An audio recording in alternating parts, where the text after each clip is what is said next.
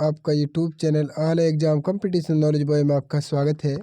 हम लेकर आए आज आपके लिए इंडिया जी के संघ एवं राज्य क्षेत्र कराएंगे हम आपके लिए, ठीक है।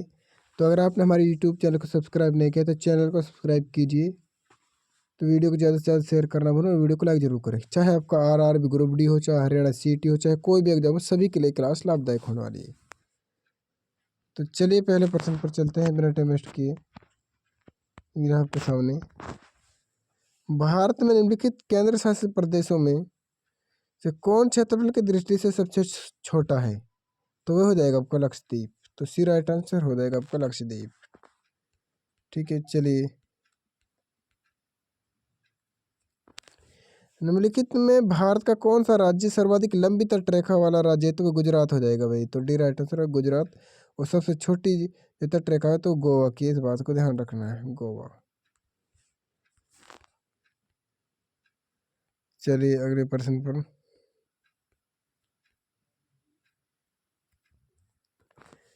सूची 1 राज्य का सूची सेकंड राजधानियों से सम्मिलित कीजिए तथा नीचे दिए गए कूट से सही उत्तर चुनना है आपको। असम की राजधानी बतानी है तो असम की राजधानी हो जाएगी आपकी दिसपुर, ठीक है। तो इस तरह से बताइए क्या क्या होगा आपको, तो जल्दी से बताइए। तो नीचे आपको इसमें दे रखा है, तो बताइए जल्दी से। तो फ्रेंड्स बताइए, असम की दिसपुर हो जाएगी, मैंने जैसे बताया आपको। नागालैंड की कोहिमा हो जाएगी। अरुणाचल प्रदेश की आपकी ईटानगर हो जाएगी। और मेघालय की आपकी शिलांग हो जाएगी। तो इस बात को ध्यान रखना है। चलिए तो इसका राइट आंसर होगा जो वो होगा आपका बी,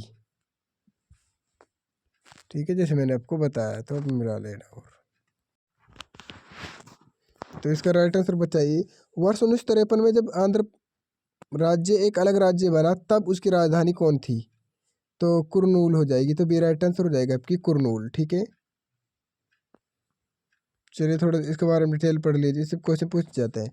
JVP समिति ने राज्यों के भाषाई आधार पर गठन की मांग को अस्वीकार कर दिया भाई इसको, ठीक है। जिसके विरोध में मद्रास राज्य के तेलुगु भाषा ने आंदोलन प्रारंभ कर दिया, मतलब शुरू कर दिया। पोट्टी श्री रामुलु के नेतृत्व में आंदोलन शुरू किया हुआ था भाई। 56 दिन के आमरण अनशन के बाद 15 दिसंबर 1952 को पोट्टी श्री रामुलु की मृत्यु हो गई, ठीक है। इस बात को ध्यान रखना है।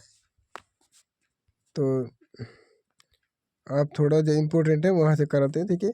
देखिए आंध्र प्रदेश का जो गठन है 1 अक्टूबर 1953 को हुआ। वर्ष 1953 में नवगठित आंध्र प्रदेश की राजधानी कुरनूल को बनाया गया था भाई। इस तरह से आपको ध्यान रखना है। तो फ्रेंड्स बताएं निम्नलिखित में से किस राज्य का गठन वर्ष 1948 में होता? भाई किसी का भी इसमें 1948 में नहीं हुआ था, ठीक है।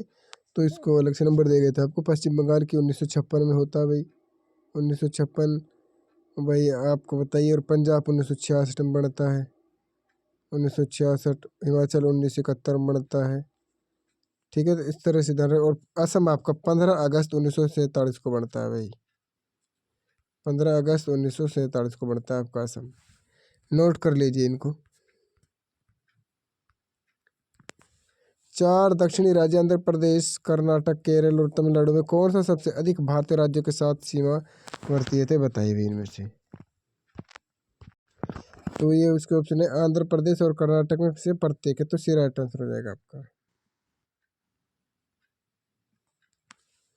राज्य में से कौन से उत्तर प्रदेश की सीमावर्ती है? तो ये बताइए भाई कौन से हैं भाई, जल्दी से बताइए इसका राइट आंसर क्या होगा।